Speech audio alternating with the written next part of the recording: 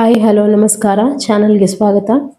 ಇವತ್ತಿನ ವಿಡಿಯೋದಲ್ಲಿ ಕುಂಡಲಿನಿ ಶಕ್ತಿ ಜಾಗೃತಿಯಲ್ಲಿ ಚಕ್ರ ಧ್ಯಾನ ಮಾಡೋದ್ರಿಂದ ಏನಾಗುತ್ತೆ ಎಂಬ ವಿಷಯದ ಬಗ್ಗೆ ನೋಡೋಣ. ವಿಡಿಯೋ ಕೊನೆ ತನಕ ನೋಡಿ.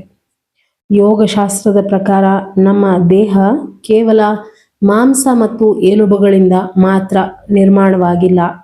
ಋಷಿ ಮುನಿಗಳು ಹೇಳುವಂತೆ ನಮ್ಮೊಳಗೆ ಒಂದು ಸೂಕ್ಷ್ಮ ಶಕ್ತಿಯ ವ್ಯವಸ್ಥೆ ಇದೆ.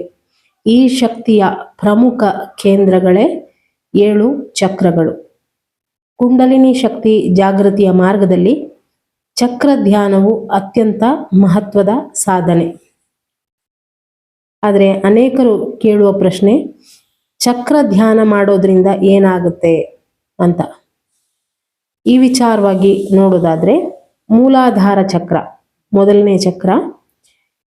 ಕುಂಡಲಿನಿ ಶಕ್ತಿ ಮೂಲಾಧಾರ ಚಕ್ರದಲ್ಲಿ ಸುಪ್ತ ಅವಸ್ಥೆಯಲ್ಲಿ ಇರುತ್ತೆ ಎನ್ನುವ ವಿಚಾರ ಈಗಾಗಲೇ ನಿಮಗೆಲ್ಲ ಗೊತ್ತಿದೆ. ಈ ಚಕ್ರದ ಮೇಲೆ ಧ್ಯಾನ ಮಾಡಿದಾಗ ಭಯ ಕಡಿಮೆ ಆಗುತ್ತೆ, ಆತ್ಮವಿಶ್ವಾಸ ಹೆಚ್ಚಾಗುತ್ತೆ, ಆರ್ಥಿಕ ಪರಿಸ್ಥಿತಿ ಸುಧಾರಿಸಿ ಆರ್ಥಿಕ ಸ್ಥಿರತೆ ಬರುತ್ತೆ, ಜೀವನದ ಬಗ್ಗೆ ಭದ್ರತೆಯ ಭಾವನೆ ಮೂಡುತ್ತೆ. ಅನೇಕ ಸಾಧಕರ ಅನುಭವದ ಪ್ರಕಾರ ಮೂಲಾಧಾರ ಚಕ್ರ ಸಮತೋಲನಗೊಂಡಾಗ ಜೀವನದಲ್ಲಿ ಅಸ್ಥಿರತೆ ಕಡಿಮೆಯಾಗಿ ನೆಮ್ಮದಿ ಹೆಚ್ಚಾಗಿರುತ್ತೆ. ಚಕ್ರ ಧ್ಯಾನದ ಜೊತೆಗೆ ಲಲಿತಾ ಸಹಸ್ರನಾಮಾವಳಿಯಲ್ಲಿ ಬರುವಂತಹ ಓಂ ಮೂಲಾಧಾರೈಕ ನಿಲಯಾಯೈ ನಮಃ, ಓಂ ಮೂಲಾಧಾರೈಕ ನಿಲಯಾಯೈ ನಮಃ ಎನ್ನುವ ಮಂತ್ರವನ್ನು ಕೂಡ ಜಪಿಸಬಹುದು. ಇನ್ನು ಎರಡನೇ ಚಕ್ರ ಸ್ವಾಧಿಷ್ಠಾನ ಚಕ್ರ. ಈ ಚಕ್ರವು ನಮ್ಮ ಭಾವನೆಗಳು ಮತ್ತು ಸೃಜನಶೀಲತೆಯೊಂದಿಗೆ ಸಂಬಂಧವನ್ನ ಹೊಂದಿದೆ. ಈ ಚಕ್ರದ ಧ್ಯಾನದಿಂದ ಹಳೆಯ ಮಾನಸಿಕ ನೋವುಗಳು ಕರಗಲು ಪ್ರಾರಂಭವಾಗುತ್ತೆ, ನಕಾರಾತ್ಮಕ ಭಾವನೆಗಳು ಕಡಿಮೆ ಆಗುತ್ತೆ, ಸೃಜನಶೀಲತೆ ಕ್ರಿಯೇಟಿವಿಟಿ ಹೆಚ್ಚಾಗುತ್ತೆ, ಜೀವನದಲ್ಲಿ ಸಂತೋಷದ ಅನುಭವ ಹೆಚ್ಚಾಗುತ್ತೆ. ಹಾಗೆಯೇ ಲಲಿತಾ ಸಹಸ್ರನಾಮಾವಳಿಯಲ್ಲಿ ಬರುವಂತಹ ಓಂ ಸ್ವಾಧಿಷ್ಠಾನಾಂಬುಜಗತಾಯೈ ನಮಃ ಎನ್ನುವ ಜಪ ಕೂಡ ಮಾಡಬಹುದು.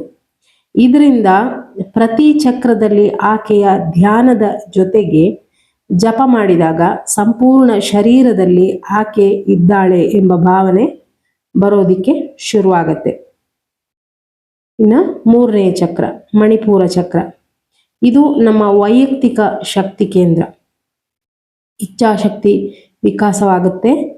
ಇದರ ಮೇಲೆ ಧ್ಯಾನ ಮಾಡೋದ್ರಿಂದ ನಿರ್ಧಾರ ತೆಗೆದುಕೊಳ್ಳುವ ಸಾಮರ್ಥ್ಯ ಹೆಚ್ಚಾಗುತ್ತೆ, ನಾಯಕತ್ವ ಗುಣಗಳು ಬೆಳೆಯುತ್ತೆ, ಆತ್ಮಗೌರವ ಹೆಚ್ಚಾಗುತ್ತೆ, ಗುರಿಗಳನ್ನು ಸಾಧಿಸುವಂತಹ ಶಕ್ತಿ ಬರುತ್ತೆ. ಇದು ಸಕ್ರಿಯವಾದಾಗ ವ್ಯಕ್ತಿತ್ವದಲ್ಲಿ ಸ್ಪಷ್ಟವಾದ ಬದಲಾವಣೆಯನ್ನು ಕಾಣಬಹುದು. ಧ್ಯಾನದ ಜೊತೆಗೆ ಓಂ ಮಣಿಪುರಾಬ್ಜ ನಿಲಯಾಯೈ ನಮಃ, ಓಂ ಮಣಿಪುರಾಬ್ಜ ನಿಲಯಾಯೈ ನಮಃ ಎಂಬ ಮಂತ್ರವನ್ನು ಕೂಡ ಜಪಿಸಬಹುದು. ಇದರಿಂದ ಆಂತರಿಕ ಶಕ್ತಿ ಹೆಚ್ಚುವುದರ ಜೊತೆಗೆ ಆತ್ಮವಿಶ್ವಾಸ ಕೂಡ ಜಾಗೃತಗೊಳ್ಳುತ್ತೆ. ಇನ್ನು ಅನಾಹತ ಚಕ್ರ. ಹೃದಯದ ಮಧ್ಯದಲ್ಲಿರುವ ಈ ಚಕ್ರ ದೈವಿಕ ಪ್ರೀತಿಯ ಕೇಂದ್ರ. ಈ ಚಕ್ರದ ಧ್ಯಾನದಿಂದ ದ್ವೇಷ ಮತ್ತು ಅಸೂಯೆ ಕಡಿಮೆ ಆಗುತ್ತೆ, ಕ್ಷಮಿಸುವ ಗುಣ ಬೆಳೆಯುತ್ತೆ, ಪ್ರೀತಿ ಮತ್ತು ಕರುಣೆ ಹೆಚ್ಚಾಗುತ್ತೆ. ಎಲ್ಲರೂ ಈ ಚಕ್ರವನ್ನ ಆದಷ್ಟು ಹೀಲ್ ಮಾಡ್ಕೊಳ್ಬೇಕಾಗತ್ತೆ. ಈ ಚಕ್ರದಲ್ಲಿ ಬ್ಲಾಕೇಜ್ ಇದ್ದಾಗ ಹೃದಯದ ನೋವು, ಭಾವನಾತ್ಮಕ ಅವಲಂಬನೆ, ಕ್ಷಮಿಸಲು ಕಷ್ಟವಾಗುತ್ತೆ, ಒಂಟಿತನ ಕಾಡಬಹುದು. ಹಾಗಾಗಿ ಆದಷ್ಟು ಇದನ್ನ ಹೀಲ್ ಮಾಡಿಕೊಳ್ಳೋದು ಒಳ್ಳೆಯದು. ಧ್ಯಾನದ ಜೊತೆಗೆ ಓಂ ಅನಾಹತಾಬ್ಜ ನಿಲಯಾಯೈ ನಮಃ, ಓಂ ಅನಾಹತಾಬ್ಜ ನಿಲಯಾಯೈ ನಮಃ ಅಂತ ಆ ಲಲಿತಾಂಬಿಕೆಯನ್ನ ನಿಮ್ಮ ಹೃದಯ ಕಮಲದಲ್ಲಿ ರಾರಾಜಿಸುತ್ತಿರುವಂತೆ ಧ್ಯಾನ ಮಾಡಿ. ಜೊತೆಗೆ ಈಗ ಹೇಳಿದ ಮಂತ್ರವನ್ನ ಕೂಡ ಜಪಿಸ್ಬೋದು. ಇದರಿಂದ ಹೆಚ್ಚು ಹೀಲ್ ಆಗೋದಕ್ಕೆ ಶುರುವಾಗುತ್ತೆ. ಇನ್ನು 5ನೇ ಚಕ್ರ ವಿಶುದ್ಧಿ ಚಕ್ರ. ಈ ಚಕ್ರ ಕಂಠ ಪ್ರದೇಶದಲ್ಲಿ ಇದೆ. ಇದರ ಧ್ಯಾನದಿಂದ ಮಾತಿನಲ್ಲಿ ಸ್ಪಷ್ಟತೆ ಬರುವುದರ ಜೊತೆಗೆ ಸಂವಹನ ಕೌಶಲ್ಯ ಹೆಚ್ಚಾಗುತ್ತೆ, ಸತ್ಯವನ್ನ ಹೇಳುವ ಧೈರ್ಯ ಬರುತ್ತೆ. ಮಂತ್ರ ಜಪದ ಶಕ್ತಿ ಹೆಚ್ಚಾಗುತ್ತೆ. ಈ ಚಕ್ರದಲ್ಲಿ ಬ್ಲಾಕೇಜ್ ಇದ್ದಾಗ ಮನದ ಮಾತು ಹೇಳಲಾಗದಿರುವಂತಹ ಸ್ಥಿತಿ ಇರುತ್ತೆ, ಭಯ ಇರುತ್ತೆ, ಇತರರ ಅಭಿಪ್ರಾಯದ ಬಗ್ಗೆ ಅತಿಯಾದ ಚಿಂತೆ ಕಾಡಬಹುದು.